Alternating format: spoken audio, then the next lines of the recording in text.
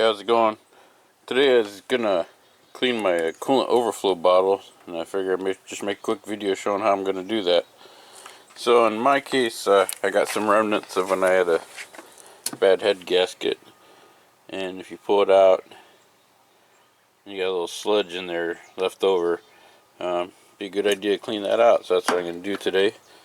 And so this is pretty easy. All I'm gonna do,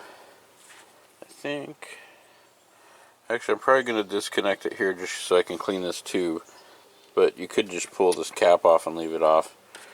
But the only thing really holding that in is this probably looks like a 10mm bolt. And so you just take this off and then you can remove the whole container there. So that's what I'm going to do next. Okay, so just use my ratchet. If you've never seen one of these, they're really nice because you can turn the handle and it'll turn the ratchet in for you. So I just unscrewed that 10mm bolt, and I like to put it back in so I don't lose it there. And so then you just lift this off. There's a little rubber grommet, just sits in that hole down there. I always kind of like cleaning things up as I go along, so I'll just get down there and clean that up later on. But so all I gotta do now is just take this off. It's kind of hard with one hand. Let's see if this is, but you just squeeze this little wire clip like thing, and then you can pull that tube off. And so then I'll take that inside and start cleaning it up. Alright, so got it in, I got looking at it, and this is the stuff I'm worried about. And it's not nearly as bad as I thought it was, so that's kind of cool. Couldn't really see it too well in the car, but now I got it in the light there. So I'm just going to try a couple different cleaning products on it. Try to get this all cleaned up and maybe do a little restoring the overall tank. It's hard to get those nice looking when they're 20 years old and such.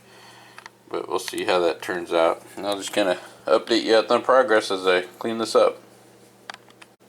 Alright, so I was trying all kinds of different things to get this really clean. I started out with Dawn. I like Dawn a lot because it cleans up really fast, and it cuts oil and grease pretty good. So I kind of clean these tubes with the Dawn mostly, and I did this and it got the bulk of it out. But then if you look in here, you get all that weird stuff on the sides there. That stuff is hard to get out, and I was trying everything. I couldn't find any bleach, so I was using like Lysol toilet bowl cleaner or something like that. And I even tried pure white vinegar that's high acidity. Didn't really do anything to it. But I got my old Super Clean.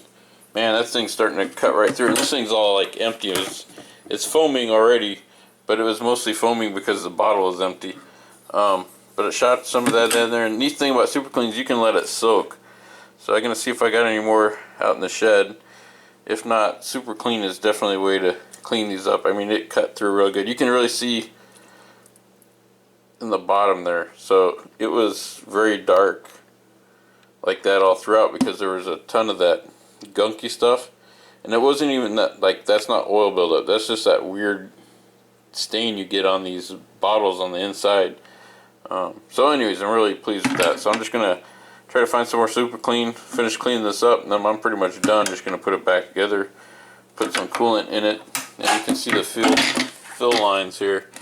When you're putting your coolant in it, there's full and low, and I recommend maybe going probably halfway, and that gives you room to fill up a little bit, or take some in if you're a little bit low on coolant. And so all I'm going to do is clean this up and then button it back together there. Alright, got her all done. Got the hoses all hooked back up. Everything's looking good. Here's the biggie is you can see a lot better the coolant level on the side there. And the bottom is low, and that's the top, and that's just some writing. I always fill it to the middle there. And it's looking way more clean in there. You can still see a little bit of that stuff on the bottom, but the majority of it's out. If I had one of those little wire brushes for like getting into bottles and stuff, that'd be perfect. Some super clean and a little wire bottle brush that would get that all out, I think. So, but yeah, you can really see well through the side there now. So that's nice.